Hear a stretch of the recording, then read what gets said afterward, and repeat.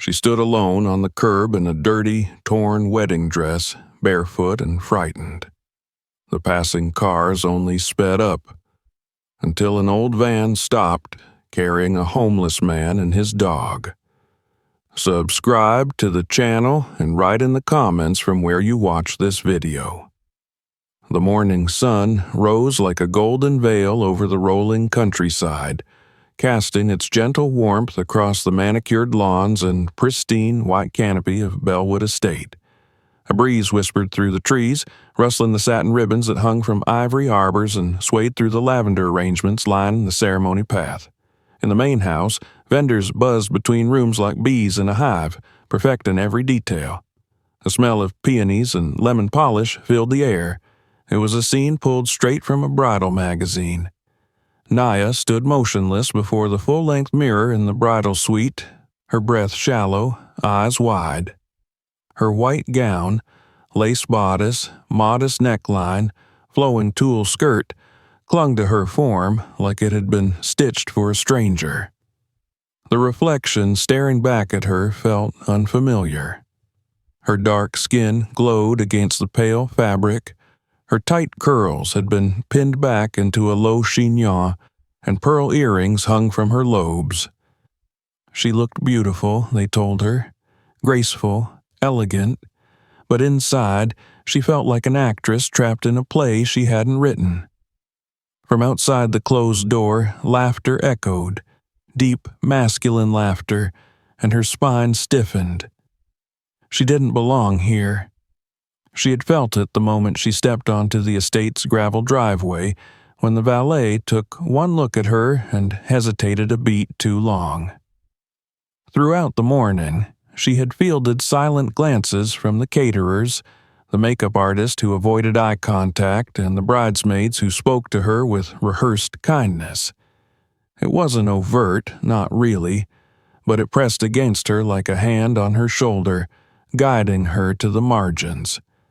Still, she had clung to the idea that love would bridge the gap, that Randall loved her enough to make space for her in his world of manicured families, country clubs, and dinner parties, that when he had dropped to one knee and proposed to her in that art gallery, he had meant every word.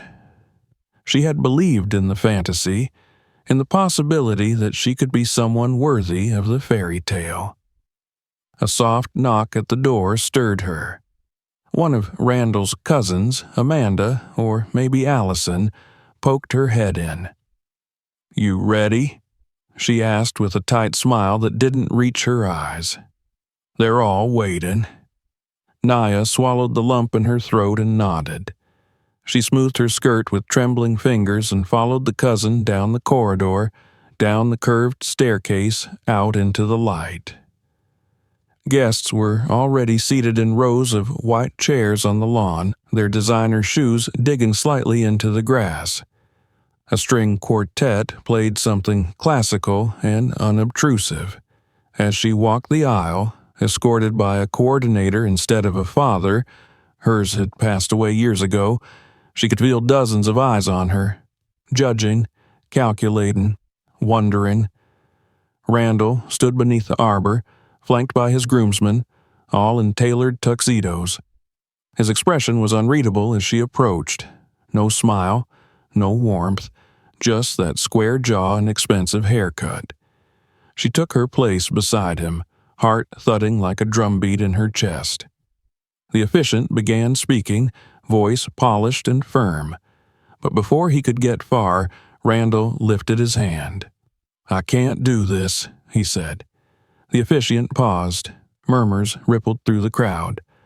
"I'm sorry," Randall continued, his voice loud enough for everyone to hear. "I thought I could. I really did. But this was a mistake." A stunned silence fell. Naya blinked. "What are you—" He stepped back from her. "You don't belong in this world, Naya. We both know that. You're not compatible with the life I'm building." Laughter erupted from one of his groomsmen. Another clapped sarcastically. "You owe me $50, he shouted. "I said he'd cut it before the vows." "I knew it," someone else added. Told you it was just a flex. The words hit Naya like stones. She looked around, at the guests, many of whom were shifting uncomfortably in their seats, others who stared at her with a mix of amusement and pity. The bridesmaids were whispering, their faces a cocktail of horror and relief. Randall's mother stood with her arms crossed, unmoved. His father didn't meet her eyes. You said you loved me?" Naya whispered, her voice cracking. Randall shrugged. "I said what I needed to. But come on, Naya. Did you really think this would work? Look around. This isn't your world. This isn't your story." Tears stung her eyes, but she refused to let them fall. She stood frozen, her breath coming in shallow gasps. Then Randall turned to the crowd, chuckled, and added, "Thanks for being a good sport, though. Seriously, that took guts." It was the final blow. The coordinator approached, apologetic, whispering something about helping her inside. But before she could answer, someone grabbed her arm. One of the venue's security guards, following an order from Randall's family, gently but firmly escorted her away from the ceremony. No one stopped them. She was led around the back, past the kitchen, past the dumpsters, past the staff parking lot. The heels she wore caught in the grass, then in the gravel. Her veil snagged on a bush and tore. By the time she reached the road beyond the estate, she was barefoot, her once pristine gown stained with mud and tears. She ran. She didn't know where she was going, only that she had to get away. Away from the laughter, the cameras, the smug smiles, away from the betrayal. She ran through fields, over fences, across a shallow creek. Her dress caught on thorns. Her feet bled. Her lungs burned. By the time the sun had sunk below the hills, Naya found herself stumbling along the shoulder of a country highway, dress clinging to her legs, hair soaked from a passing storm. Every step felt heavier than the last. Her hands trembled. Her vision blurred. Headlights approached in the distance, the only light in the growing dark. And she kept walking, because there was nowhere else to go. The headlights cut through the descending mist like pale knives, sweeping over the wet shoulder of the road and glinting off patches of gravel. Behind the wheel of the groaning RV, M. Arton adjusted his glasses with a grunt, squinting against the fog.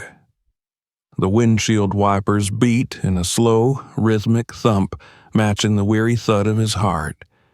He had been driving for hours, maybe too many, but what did it matter? There was no schedule, no destination, just the road, the hum of old tires on asphalt, and the occasional grunt from the old mutt curled at his feet. Bandit, his dog, shifted and let out a low sigh as Martin eased off the gas. Something, some flicker at the edge of the headlights, had caught his attention. A shape. Human? Maybe. He peered harder through the condensation on the glass. His knuckles tightened on the steering wheel as he leaned forward. There, standing like a ghost at the edge of the road. Martin muttered under his breath and flicked on the high beams. The figure emerged from the gloom slowly, as though torn from the shadows. A girl, or woman, young, though he couldn't say exactly how young. She was barefoot, arms wrapped tightly around herself, dressed in something that shimmered faintly white despite the filth and rain. At first, he thought it might be a nightgown. But as he drew closer, he saw the fabric, a ruined wedding dress, sodden and torn, trailing threads and clumps of grass. Her hair hung in soaked, tangled ropes, and streaks of mud ran down her legs. Martin cursed softly. The voice of reason immediately kicked in. Don't stop. It could be a trap. Could be drugs, mental illness, or worse. A setup. Plenty of stories like that, even in the middle of nowhere. But she didn't move, didn't signal, Didn't even glance up at the sound of the engine. Just stood there like the storm had carved her out of the very air and left her behind. He drove past. For a full 20 seconds, he watched her in the rearview mirror, a shrinking silhouette in the mist. Bandit sat up suddenly, ears perked, and gave a short, sharp whine. Martin slowed the vehicle. "Don't give me that," he muttered. "We don't have room. We barely have food." Bandit growled low, not angry, but impatient. Martin exhaled through his nose. His ribs ached. His joints protested. He stared into the mirror again. The girl hadn't moved. She could have been a mannequin for all her stillness. Another whine from Bandit, this time softer, almost pleading. "Fine," Martin grumbled. He guided the RV to a grumbling stop, the brakes shrieking faintly, and backed up carefully until the girl was just ahead of the passenger door. The road was slick, the shoulder narrow. He threw the vehicle into park and grabbed his flashlight, slipping his feet into his old boots. The door groaned open, rain drizzled down, tapping his cap like small fingers. As he stepped out, Bandit moved to the open door, tail wagging hesitantly. "Hey," Martin called gently. "You okay, miss?" No answer. He kept walking, slowly, both hands visible. He'd learned long ago not to startle people, especially broken ones. And she was broken. He saw it up close now.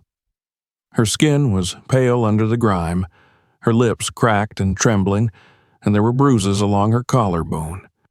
Her arms were crossed tight around her chest, not in defiance, but as if she were holding herself together. "Don't mean any harm," he said, keeping his voice low.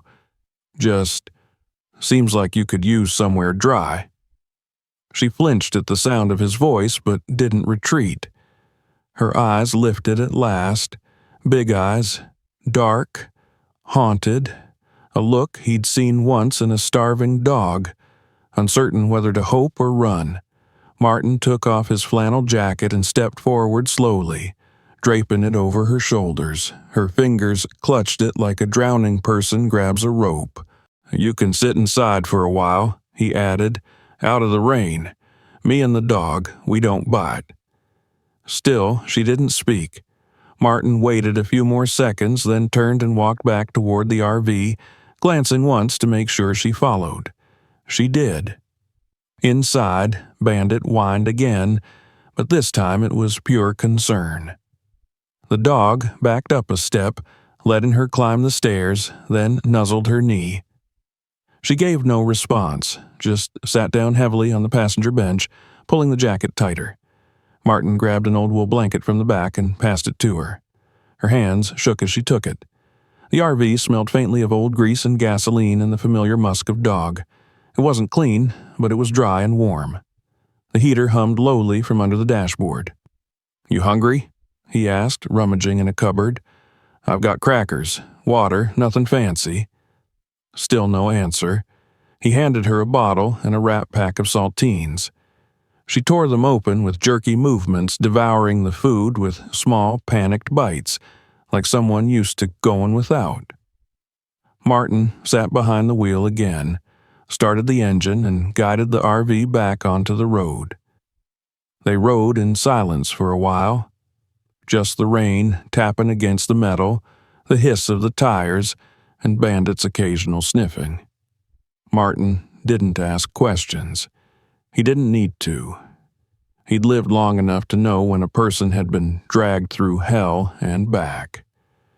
He adjusted the rearview mirror to get a better look. Her face was gaunt, streaked with dirt, but underneath it, she was beautiful. The kind of beauty that had nothing to do with makeup or clothes. A quiet beauty. Real. "I'm Martin," he said eventually, more to the road than to her. She didn't respond right away. Then, in a voice so thin it nearly vanished into the hum of the RV, she said, "Naya." Martin nodded once. Good name. A long pause followed. Then, as the mist thickened again outside, she added, "He left me, At the altar. Martin's hands tightened slightly on the wheel. He said I wasn't good enough, she whispered. Said marrying me was a mistake. Martin said nothing. They laughed. His friends, they bet on how long I'd last before begging him to take me back. Her voice cracked on the last word, and she turned her face toward the window, the glass fogging under her breath. Martin let the silence stretch. Finally, he said, "The hell with them." Her shoulders hitched slightly, but she didn't speak again. A small diner appeared ahead, neon signs flickering through the mist. Martin pulled into the lot and cut the engine. He looked at her. "You need something warm. Food that's not crackers. Come on." She looked at him with wide eyes, uncertain. "You're safe," he said. "I promise you that." It took a minute, but eventually she nodded. He helped her down. She stumbled once, her bare feet aching, but steadied herself. The jacket dwarfed her frame. The dress beneath it was a ruin. Inside the diner, heads turned. A trucker in a stained cap, a waitress with a tired smile, a young man eating alone. All of them looked. None of them spoke. Martin led her to a booth near the window and ordered pancakes and hot chocolate for both of them. The waitress raised an eyebrow but didn't question it. When the food came, Naya stared at it as if she didn't quite believe it was real. Then she ate, slow, careful bites. Martin didn't rush her. He sipped his coffee and let her take her time. Eventually, her shoulders dropped a little. Some of the ice in her eyes melted. "You're not broken," he said quietly. "You're bruised. There's a difference." Her eyes filled again, but this time the tears didn't fall from pain. They fell from the weight of finally hearing something kind. And in the background, Bandit curled at their feet, warm and watchful, a silent guardian in a world that had nearly forgotten her. Morning came slow and gray, creeping across the clouds like a tired hand. The drizzle had stopped sometime in the night, leaving the world soaked and cold. The RV sat in the back lot of the diner, its tired shell blending with the surrounding silence. Inside, the dim light from the small window above the sink bathed the cluttered space in a bluish hue. Naya stirred beneath the blanket, her body curled on the makeshift cot at the back of the RV. The wool scratched against her arms, but it was warmer than any surface she'd slept on in weeks. Her mind flickered somewhere between dream and memory. A sharp echo of laughter, a clink of champagne glasses, the cold slap of the ground beneath her feet. Her eyes snapped open. She wasn't there. Not anymore. She was somewhere new, somewhere different. She sat up slowly, brushing a strand of tangled hair from her face. Martin sat at the small counter near the driver's seat, reading a tattered paperback. His thick fingers held the book like it might dissolve if he gripped it too hard. A mug of steaming coffee sat nearby, and Bandit lay at his feet, tail thumping softly as he noticed her movement. "Mornin'," Martin said without looking up. Naya swallowed, her throat dry. "Mornin'."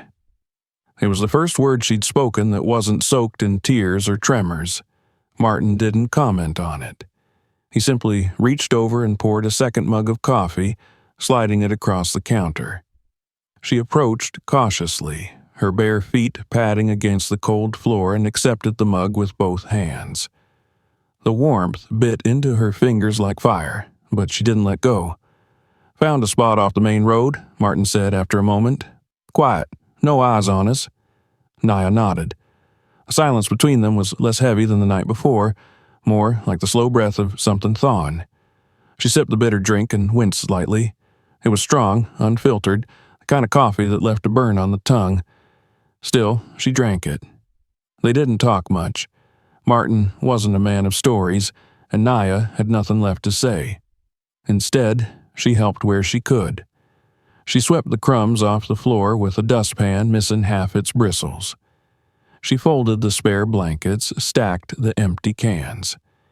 She watched as Martin tinkered with the generator, explaining under his breath how to clean the filter, check the fuel line. She listened. Later that day, they drove out to a riverbank. Martin said he needed to check something on the engine that required still ground. In truth, he'd seen the way Naya kept touching her face, her arms, her hair like they were foreign. She needed a moment, a reset. The river glistened under the weak sunlight, rushing gently over smooth rocks. Naya stood near the edge, barefoot again, the tattered remains of her wedding dress clinging to her legs. She stared at the water for a long time.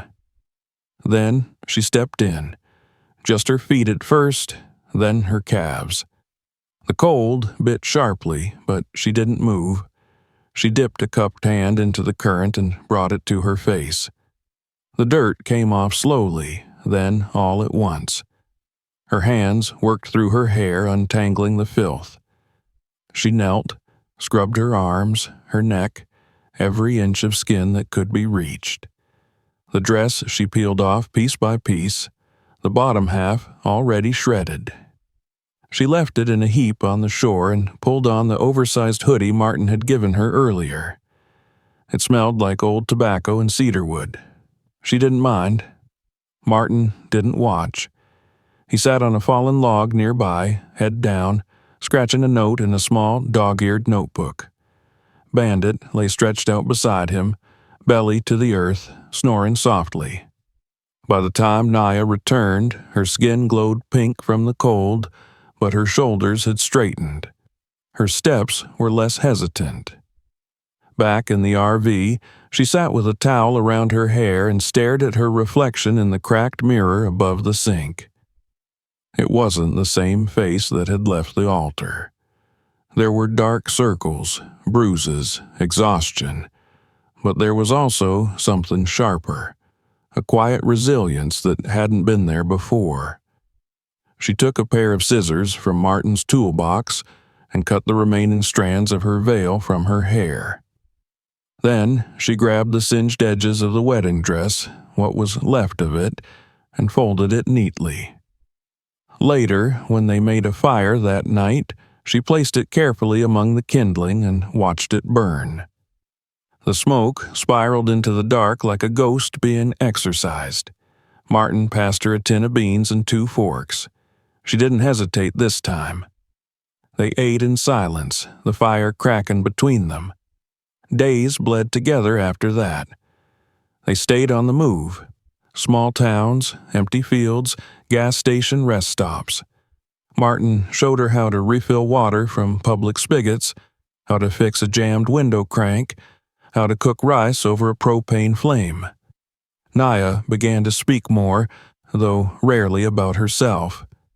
She asked questions. She laughed once at a joke Martin made about Bandit stealing beef jerky. It startled them both. One morning, she woke up before dawn and found Martin already outside, heating coffee over a portable stove. She sat beside him on the folding step, knees drawn to her chest. "You always live like this?" she asked. Martin looked into his cup. "Not always." He didn't elaborate, and she didn't push. But the silence they shared felt different now, less like a void, more like a pact.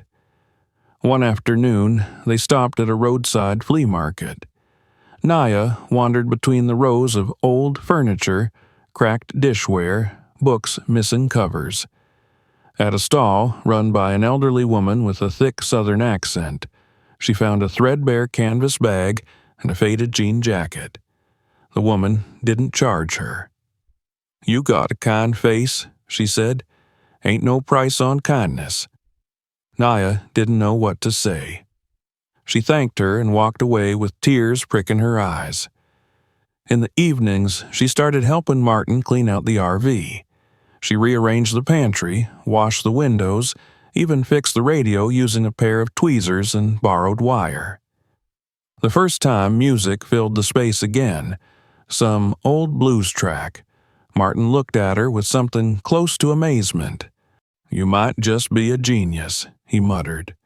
She smiled, a small, hesitant thing, but it stayed. At night, Naya sometimes sat on the steps of the RV, staring up at the stars. Bandit would rest his head in her lap, and she'd run her fingers through his fur.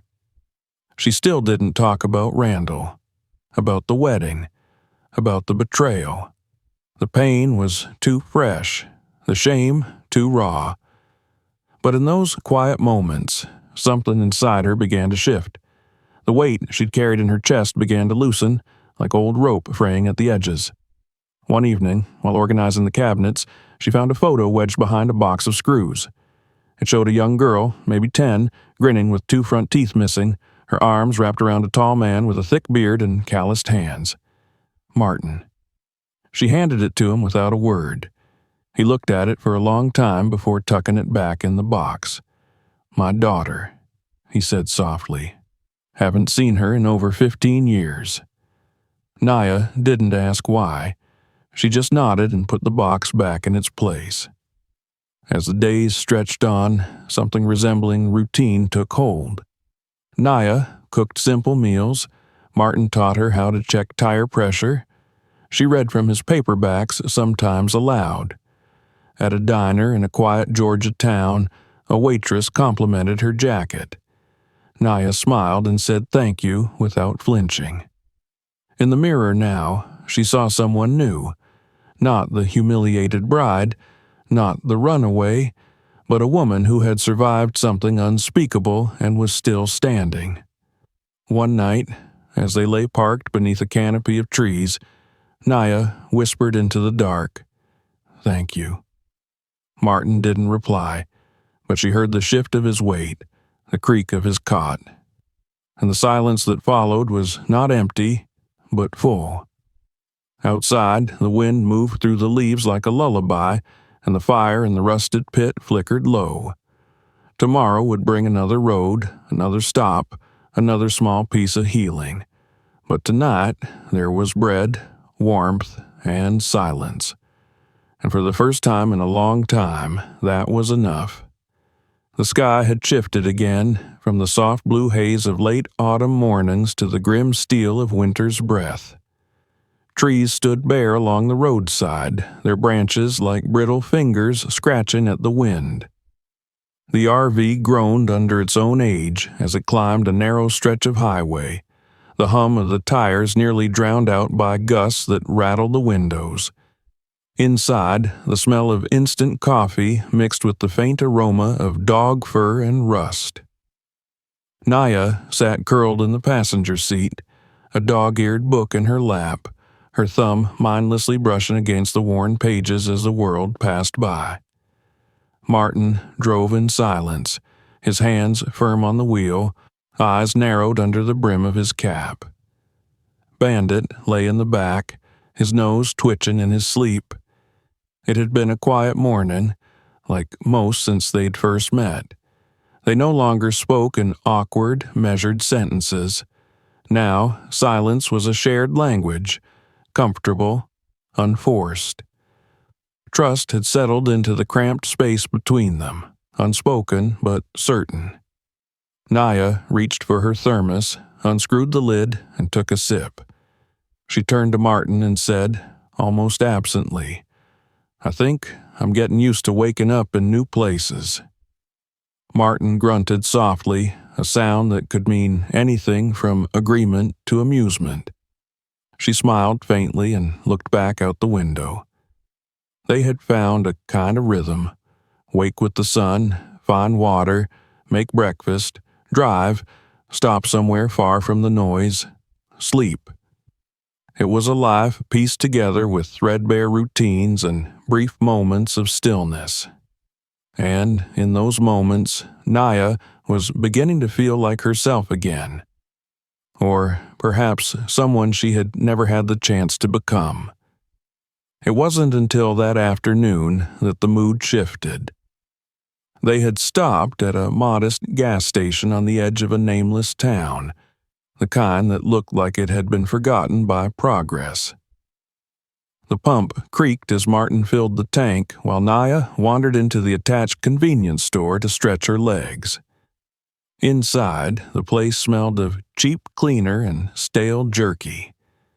A TV mounted near the register played some daytime talk show, volume too low to hear, but subtitles flashing across the screen. She was in the snack aisle where she heard the cashier's voice rise. "Hey," the woman called, waving her hand. "Aren't you that girl?" Naya turned slowly. The woman behind the counter was in her 40s, hair piled into a messy bun, chewing a piece of gum like it owed her money. Her eyes were wide with recognition. "I knew I seen you somewhere," the woman said, grabbing a phone from the counter. "You're that bride from the video." A flush of cold rolled over Naya's skin. Her limbs froze. A television flickered above them, and now she could see it. Her face, tear-streaked, humiliated, running across a wedding venue in a shredded dress. The clip was blurry, distant, but unmistakably her. Beneath it, a caption read, "Runaway Bride Hoax. Was it all an act?" Naya dropped the bag of crackers in her hand and backed away. The cashier started laughing, not cruelly, but with the giddy delight of someone who'd spotted a celebrity in the wild. Martin was at the door in seconds. He took one look at Naya's face, then turned to the woman. "Problem?" he asked evenly. The woman shrugged. "No problem. Just saying, she's famous now." Naya was already outside, the cold air scraping at her cheeks. She didn't stop until she reached the RV. She climbed inside and sat down hard, breath heaving. Martin followed a moment later, closed the door quietly behind him, and started the engine. They drove for nearly an hour before she spoke. "They're still laughing," she said. Martin didn't look at her, but his jaw tightened. "It's been months," she whispered, "and they're still watching it, still showing it to strangers." Martin was quiet for a long moment. Then he said, "Fools watch what makes them feel big, and nothing makes small people feel bigger than someone else's pain." Naya turned her head toward the window. Her reflection stared back at her, distorted by the slight fog on the glass. That night, they camped in a wooded area behind an abandoned hardware store. The RV sat parked between two massive oaks, branches overhead like a net of bone and bark. Martin worked in the engine compartment while Naya sat at the fire ring, feeding it small twigs. Bandit lay beside her, head resting on her foot. She wasn't afraid, not in the way she had been, but something had shifted inside her again. Not back to fear, but to something colder. A tension, a readiness. The next morning, Martin found a note wedged under the windshield wiper. It was scrawled in red marker, the letters sharp and angry. "You should have stayed where you belong." He showed it to Naya without comment. Her hands trembled. "They found us." Martin nodded. "Or someone's trying to scare you." "But how? The video? The town? I didn't talk to anyone." Martin looked around, scanned the trees. "Doesn't matter how. We don't stay. We move." They drove in silence. Naya stared at the note, folded in her lap until the creases threatened to tear. They reached out to someone Martin hadn't spoken to in years, a man named Jerry who lived 2 states over in a town surrounded by cornfields and forgotten highways. Jerry had been part of a motorcycle club once, back when Martin's knuckles were less brittle and his back could still handle bar fights. They hadn't parted on the best terms, but favors had a way of aging well, and Martin knew Jerry owed him. The ride to Jerry's place was long and tense. Every car that drove behind them too long made Naya flinch. Every rest stop made Martin check his pockets twice. But they arrived without incident. Jerry's garage looked like a skeleton of old steel and oil stains, the kind of place that smelled of burnt rubber and secrets. The man himself was broader now, slower, with a belly that hung over his belt and tattoos that had faded into ghosts on his skin. But when he saw Martin, his eyes narrowed with familiarity, not hostility. "Well, I'll be damned," Jerry said, wiping his hands on a rag. "You look like hell, Marty." "I'm not here for nostalgia," Martin said. Jerry looked past him to Naya, who stood behind him with her arms crossed and her hood up. "You in trouble?" Martin didn't answer. Jerry nodded once and motioned them inside. The garage had a back room with a cot, a mini fridge, and a space heater. It wasn't much, but it was clean and quiet. Jerry's wife, Molly, brought out a stack of clothes, some too big, some too small, but all clean. Naya picked through them silently, choosing a pair of jeans and a flannel shirt that reminded her of Martin's jacket. For the first time in weeks, she took a shower with real water pressure. She stood beneath it until her skin turned red. When she stepped out and saw herself in the mirror, clean, dressed, and dry, she barely recognized the woman staring back. That night, as they sat in Jerry's cluttered kitchen eating reheated chili, Naya told them everything, not all at once, not in dramatic detail, but piece by piece like puzzle corners finally snapping into place. When she was done, Jerry leaned back in his chair, arms crossed over his chest. "What do you want to do now?" he asked. Naya looked at Martin, then at Molly, then down at her bowl.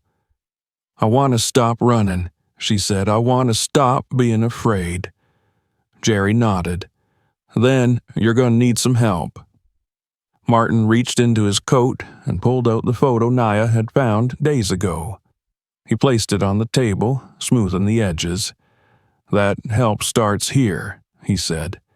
And just outside, behind the garage, the old RV stood like a relic, its tires muddy, its windows streaked, but still solid, still waiting.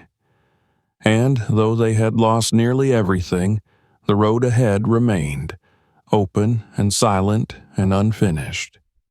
The morning after the fire smelled like damp smoke and scorched rubber. The air still held the weight of something lost, though the flames had long since died down. The RV had been reduced to a twisted skeleton of steel and melted plastic. The windows were gone, the roof bowed inward, and the walls looked as if they'd been clawed open by time itself. The blaze had consumed everything they owned, what little there had been. Naya stood with her arms crossed tightly over her chest, the hem of her borrowed flannel brushing her knees. Her face was unreadable, pale beneath the first gray light of dawn, but her eyes glistened, not from tears, but from something harder. Martin stood beside her, arms slack at his sides, staring at what remained of their rolling shelter. He didn't speak. He didn't move. His face was drawn, mouth pressed into a tight, trembling line. Even Bandit, usually restless in the morning, sat silently between them, ears flat. Jerry stepped up behind them, a thermos in hand. He offered it to Martin, who accepted it wordlessly. The older man took a slow sip, then lowered the cup and looked out across the blackened remains of his home. "It was old," Martin said, his voice cracked and quiet. "But she held together longer than I ever expected." "It was more than a rig," Naya replied. He nodded once, eyes fixed on the soot-covered axle now half buried in the mud. Inside the garage, Molly had laid out more clothes, a blanket, a set of battered toiletries. She didn't ask questions, didn't comment on the smoke-stained state of their clothes. Her kindness was practical and wordless, and in that way, it suited them perfectly. They stayed with Jerry and Molly for several days, sleeping in a converted storage room filled with the smell of oil and rust. The mattress was lumpy and the space cold at night, but there was something deeply comforting about the enclosed walls, the certainty of a locked door. Naya helped clean the shop each morning, sweeping out metal shavings and rearranging dusty shelves of forgotten tools. Martin assisted Jerry with minor engine repairs, though his hands, stiff from years of hard use, weren't what they used to be. In the evenings, they ate simple meals together around the kitchen table: meatloaf, canned vegetables, bread with margarine. Conversation was sparse but warm. Bandit sprawled under the table like a lazy sentinel. On the third day, Molly made a quiet suggestion over dinner. "There's a cafe in town. My sister runs it. She could use help. Nothing fancy. Dishwashing mostly. Maybe some prep work if she likes you." Naya looked up slowly. "Me?" "You need a start," Molly said, not unkindly. "That's what this is." Naya glanced at Martin. He didn't speak, but he gave a small nod of encouragement. She began work the next morning. The cafe was a squat brick building with peeling paint and a flickering neon sign that read Gracie's. Inside, it smelled of bacon grease and burnt coffee, and the tiles underfoot stuck slightly with each step. The owner, a stout woman with a no-nonsense attitude and steel-gray hair, handed Naya a stained apron and pointed to the back without introductions. Washing dishes in a diner wasn't glamorous. It was loud, wet, and repetitive. But Naya took to it with a quiet resolve. She didn't flinch at the heat of the water or the clatter of silverware.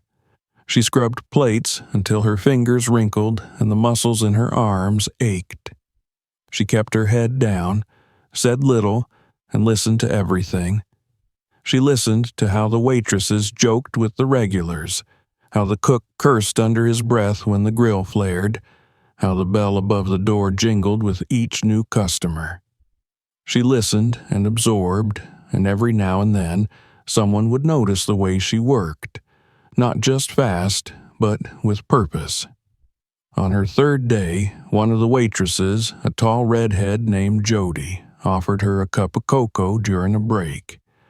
On her fifth, the cook handed her a slice of pie at the end of her shift. He didn't smile, but she saw the corner of his mouth twitch. At night, Naya returned to the garage, her apron folded neatly in her hands, her feet sore and her shoulders heavy. Martin would be waiting, seated on the back step, Bandit curled at his feet. He would offer her coffee or a bite of whatever Molly had cooked, and they'd sit in companionable silence until the dark took the edges of the world. One evening, as she dried her hair with a towel after a long shower, she found a flyer tucked under her blanket. It was for GED night classes at the community center 3 towns over. There was a note scribbled on the bottom in Martin's shaky handwriting. Just in case. Naya stared at the paper for a long time. Then she folded it and slid it into her backpack. She signed up for the classes a week later. Twice a week, she caught a ride with Jody's cousin, who delivered bread to the cafe and didn't mind the detour. The first class was awkward. She hadn't sat at a desk in years. Her fingers fumbled with the pencil, and the textbook seemed impossibly dense. But she returned. And again. And again. Martin watched it happen with quiet pride. He didn't hover or comment, but he was there at the end of each shift, each class, with warm coffee and a steady presence. He fixed bikes in Jerry's shop for pocket money, did odd jobs for neighbors. He said little about the past, but one afternoon, Naya noticed him carving something into a block of wood with a pocket knife. It looked like the shape of their old RV, smoke curling from the roof. "You're not trying to rebuild it?" she asked, only half joking. Martin looked up and gave her a rare, full smile. "Not that one." She nodded. "Good, that one burned." But they hadn't. They had survived it. Spring came slowly, but when it did, it came with wildflowers along the ditches and the smell of freshly turned soil. The cafe started opening earlier, and Nye began helping with morning prep, cracking eggs, slicing tomatoes, brewing coffee. Gracie trusted her enough to leave her in charge of the register when she stepped out. One morning, a man came in and stared at her for too long. She met his eyes and didn't look away. He dropped his gaze first. She was different now, not immune to fear, but no longer paralyzed by it. On the anniversary of the day she met Martin, they sat on the steps of the small trailer Jerry had helped them acquire. It was no bigger than a shipping container, barely held heat, and had a single rusted sink, but it was theirs. Naya brought out 2 plates of grilled cheese sandwiches and split a can of soup between them. Martin offered a toast, water in a plastic cup. "To roadkill and rusty bolts," he said. Naya laughed, a real one, and clinked her cup to his. "And to second chances," she added. Later that night, when Martin was asleep and Bandit was snoring at the foot of the cot, Naya pulled out a new notebook. She opened to the first page and wrote a single sentence. "I didn't vanish." She stared at the words for a long time, then closed the cover. Outside, wind rustled the edges of the trees, and the stars blinked high and cold above. But inside, the warmth lingered, not from the heater or the soup, but from the quiet, undeniable truth that somewhere along the way she had begun to build again, not out of desperation, but from something stronger: hope. The years had a way of sliding by when no one was watching. One day turned into another until the calendar no longer mattered.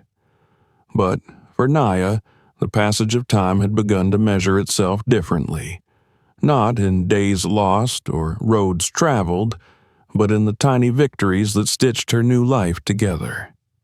It had been just over a year and a half since she had fled the wedding that wasn't, since she had been dragged through the mud and spat out into the world like a discarded secret. Now, she woke each morning in a small room at the edge of a park with cracked walls and a window that overlooked a gravel lot. Her bed was narrow, her dresser old and mismatched, but it was hers. A coffee mug sat chipped on the sill, and beside it, a photograph taped to the glass. Bandit asleep on Martin's lap, both snoring in identical rhythm. Martin had taken a job as a night watchman at the town's recycling plant. The work was dull, slow, and solitary, but he liked it. He liked the silence, the stillness, the safety of 4 locked walls. Every night at 6, he walked there with a thermos in one hand and a small flashlight in the other. Every morning at 7, he returned, tired but content, and fed Bandit breakfast scraps from his lunchbox. Bandit had aged quickly in the past few months. His once bouncy steps had turned into slow shuffles. His eyes were cloudy and his hips stiff, but he still waited every morning at the trailer door, tail wagging weakly when Martin reappeared. He never complained. He never stopped watching over them. Naya's routine had become familiar. She still worked at the cafe, but now she wore a name tag and handled the morning shift. Gracie had offered her more hours, then eventually handed her a key. The register responded to her touch as if it belonged to her, and customers greeted her by name. She knew their coffee orders before they opened their mouths, and she could spot trouble before it crossed the threshold. But she never allowed herself to become complacent. That luxury still felt too far out of reach. In the evenings, she attended her GED classes, now in the final stretch. Her binder was worn, pages filled with highlighter marks and scribbled formulas. She had learned to trust her own handwriting again, to believe that answers lived inside her brain, waiting to be recalled. The first time she passed a test with a perfect score, She stared at the paper for nearly a minute before folding it slowly and slipping it into her bag, afraid it might vanish if she looked too long. On Sundays, she volunteered at the shelter downtown. It wasn't a big place, but it was busy. Women arrived with children, with bruises, with nothing. Some came in tears, some came in silence. Naya knew the look in their eyes. She remembered that gaze in her own reflection. She never told them her story, not all of it, but she gave them warm food, extra blankets, and the kind of kindness that wasn't wrapped in pity. Martin came by the shelter sometimes, usually with donations, old boots, spare canned goods, worn coats. He'd drop them off without fanfare, tip his cap, and disappear before anyone could ask questions. The staff came to know him as the quiet one with the dog. Naya always smiled when she heard it. The two of them still spent their evenings together whenever they could. Sometimes they sat in the park with sandwiches wrapped in wax paper. Other times they returned to the trailer and played cards by the light of an old desk lamp. Bandit curled nearby, a folded blanket his throne. They didn't talk much about the past, but they spoke of the future more often than they used to. It was on one of those nights, when the wind outside tapped gently against the windows and the coffee had gone cold, that Naya turned to Martin with something new in her voice. "I think I want to open something. A place. For girls like me." Martin looked at her without surprise. "You already have. I mean, more than the shelter. Something bigger, long-term, a program maybe, a real foundation." He nodded once. "You could." "I think I will." The idea began as a whisper but grew quickly. Naya spent her breaks sketching floor plans on napkins, scribbling names, drawing arrows between concepts. She started researching grants, talking to social workers, calling people she never thought she'd have the courage to speak to. She visited centers in nearby towns and asked questions. She compiled notes in folders color-coded by topic. A fire had started somewhere inside her, and it refused to dim. One afternoon, she gave a speech at a local women's center. Her palms sweat through the entire introduction. Her knees knocked slightly beneath the lectern, but when she started to speak, her voice leveled out. She told them not everything, never everything, but enough. Enough for them to understand what she had escaped and what she had become. Afterward, two women waited to speak with her. One had a black eye hidden under makeup. The other held a sleeping toddler. They didn't say much, but they hugged her, and she held on tightly. That night, back at the trailer, she found Martin fixing a dented toaster with his pocket knife. She told him about the speech, about the women. "They didn't say a word," she said, "but I could feel it. I made them feel seen." Martin nodded slowly. "Sometimes that's more than words." Bandit, now almost entirely gray around the muzzle, rested his head on her foot. There were hard days still. There were moments when the memory of the wedding came back like a shard of glass, a laugh echoing in the wrong key, the image of Randall's sneer, the sharp burn of humiliation. She'd wake some mornings with her jaw clenched and her hands curled into fists, but those days were fewer now, and when they came, she didn't run. She moved through them, knowing they didn't define her. In late spring, she received a letter from the local college. She opened it with trembling hands in the cafe bathroom, fingers smudged with flour and ink. The letter offered her a full scholarship. Social work. 4 years. Books included. She stood in front of the mirror and stared at her reflection. It wasn't disbelief that filled her, but awe. Not at the paper, but at the girl holding it. That night, she baked a pie in the cafe kitchen after hours, the way Molly had once shown her. She delivered it to Martin's trailer just past midnight. They ate it with spoons straight from the dish, Bandit licking crumbs from the floor. "You're leaving soon," Martin said between bites. "Not leaving," she corrected. "Just moving forward." He nodded. "You always were headed somewhere." She looked down at Bandit, who had fallen asleep on her foot again. "You too, you know. You saved me." Martin didn't reply, but his eyes softened and he patted Bandit's back gently. On the first anniversary of the wedding, she didn't cry. Instead, she organized a meal for the women at the shelter. She cooked herself, pasta and garlic bread, a salad with too many olives.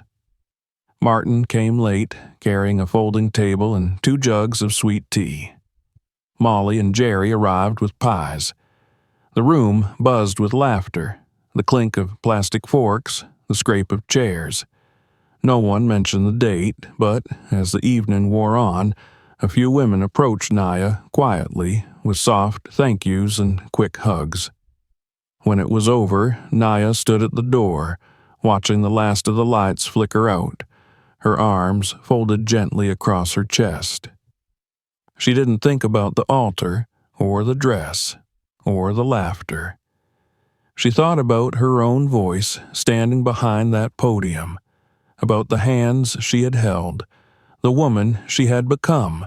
Later that night, Martin handed her a small box. Inside was a hand-carved figure, an RV, its windows small but bright, its wheels crooked, and a tiny dog curled beneath it. On the bottom, burned into the wood, were 4 words: "The home we found." She didn't cry, not then. But when she returned to her room, placed it on the windowsill next to the photograph, and sat down at her desk, she opened her notebook and wrote again.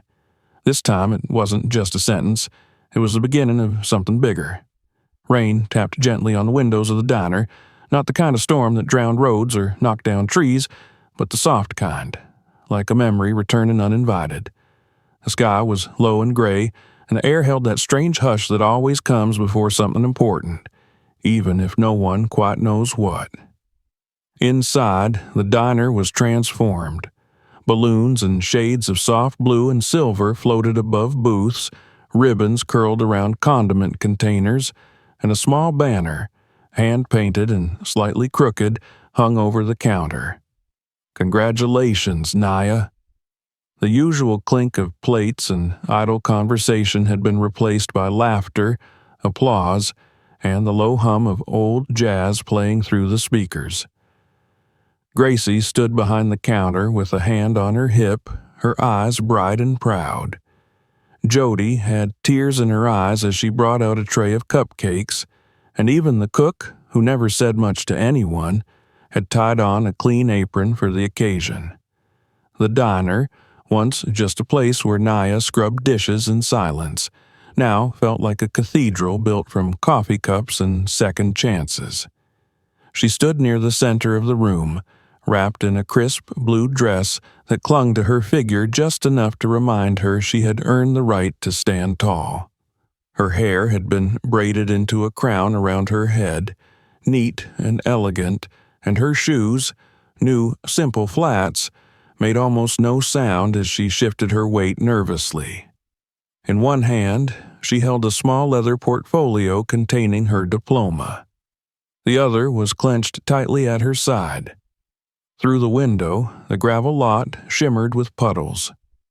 A familiar figure appeared just past the edge of the glass, and her breath caught. Martin. He was dressed in his usual work shirt, clean but well worn, sleeves rolled to the elbow. His hair, once grizzled, had gone nearly white in the past few months. Bandit trotted at his side, slower now, his steps careful but determined. The old dog's tail wagged once as he reached the door. When Martin stepped into the diner, the room quieted just a beat, like the collective breath of every person paused to shift toward the moment. Then Naya was moving, crossing the floor without hesitation and throwing her arms around him before he could speak. "Jackrabbit," he muttered, startled but grinning. "You trying to knock the wind out of me?" "You made it," she whispered, her voice thick with emotion. "You thought I'd miss this?" he said. "I just watched you climb a mountain barefoot. I wasn't going to stay at the bottom." She stepped back, wiping at the corners of her eyes, her smile breaking wide and free. Around them the room burst into applause again, but Naya hardly noticed. Martin's presence was enough. His silence, his unwavering eyes, the quiet pride he didn't know how to name but wore like a second skin. They sat together near the back, a table reserved just for them, a place of honor not for titles or wealth, but for truth and loyalty. Someone brought them plates stacked high with pancakes, eggs, sausage, fruit, more food than they could eat, but that wasn't the point. The point was the fullness, the plenty. Naya rested the diploma on the table between them. "I did it," she said simply. Martin's eyes were glassy, though he'd never admit it. He nodded, clearing his throat. "You sure did, kid." They ate slowly. Bandit lay beneath their feet, his breathing shallow but peaceful. He no longer chased squirrels or barked at passing cars, but he still watched her every move. After the meal, Gracie tapped her glass with a spoon. The sound drew everyone's attention. She cleared her throat and gestured to Naya. "We've all watched this girl walk through fire," she said. "Some of us knew her before she ever spoke a word. Some of us saw her clean plates when most people didn't even see her at all. And now, look at her." There were a few claps, soft murmurs of agreement. Today, she's graduating, not just with a degree, but with something more important. She's taken everything the world threw at her and turned it into purpose. That's rare. That's strength. And we are damn lucky to know her. Naya stood slowly, heart thudding hard in her chest. She hadn't expected a speech. She hadn't prepared one. But the words found her anyway. "I used to think I disappeared," she began. "Not literally, but in the way that people stop seeing you, in the way that the world looks through you. That's how it felt for a long time." She paused. Everyone was quiet now. Even the cook had turned to listen. "I didn't come from much. I didn't belong to the kind of places that hold ceremonies or give scholarships, and I definitely wasn't supposed to end up here, in a room full of people who care." She glanced at Martin. "But life doesn't follow the rules it writes for you. Sometimes when the whole world is telling you you're broken, someone shows up who sees you differently. Not as a victim, not as a failure, just as a person. Someone worth saving." Martin blinked and Naya smiled gently at him. "I want to be that person for someone else. That's why I went back to school, why I'll keep going, because I know what it's like to be standing in the dark waiting for someone to turn on the light." There were no cheers, just soft, respectful silence, and that meant more than noise. Afterward, the celebration drifted into laughter and shared stories. Naya received hugs, cards, even a handmade scarf from Jody. Someone brought out a guitar, and for a few minutes, the diner sounded like a front porch on a southern summer night. When the crowd began to thin and the sky shifted from gray to gold with the setting sun, Martin pulled Naya aside. "I got something for you," he said. From his jacket, he produced a small wrinkled envelope. Her name was scrawled on the front in crooked letters. She opened it carefully. Inside was a note, folded 3 times, and a key. The note was short. "You've always had the drive, now you've got the wheels." She looked up, confused. Martin jerked his head toward the back lot. She followed him outside where, tucked behind the building, stood a newly painted camper van. It wasn't fancy. The edges were worn, the tires not new, but it was clean, functional. On the side, someone had painted a single phrase in bright blue letters, "The Light Project." Naya covered her mouth. "Martin," he rubbed the back of his neck, "she's yours. Figured you'd need something to get around when the work starts. I got some help fixing her up. Jerry did the wiring. Molly sewed the curtains. Gracie gave us the paint." She stepped forward and touched the handle. It was real. Tangible, the beginning of something. Inside, the space was small but organized.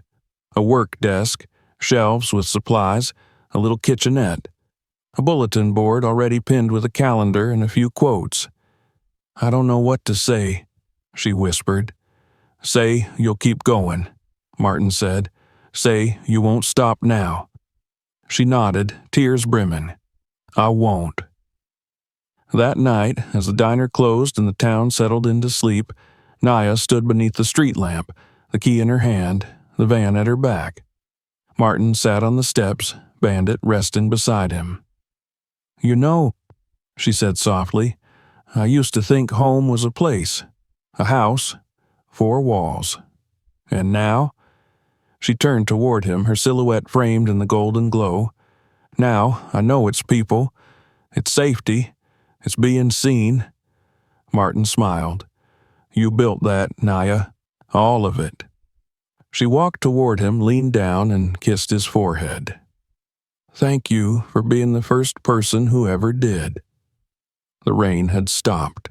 The night was cool, and as she climbed into the van and pulled away for the first time, the road ahead wasn't unknown anymore. It was waiting. And for the first time in her life, she wasn't running from something. She was heading toward it. If you enjoyed this story, make sure to subscribe so you don't miss the next one. Check out more powerful stories on the channel and share this video with someone who needs to see it.